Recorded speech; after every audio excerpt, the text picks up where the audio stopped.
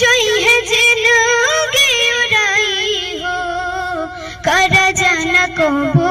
माई बाबू के भराई हो कर जाना कबो माई बाबू के भराई हो कोखिया के पिजड़ा के सुगना बनाई के 9 महीना रखली गोदी में छुपाई के कोखिया के पिजड़ा के सुगना बनाई के 9 महीना रखली गोदी में छुपाई के सही सही पीड़ा दिहली तोहके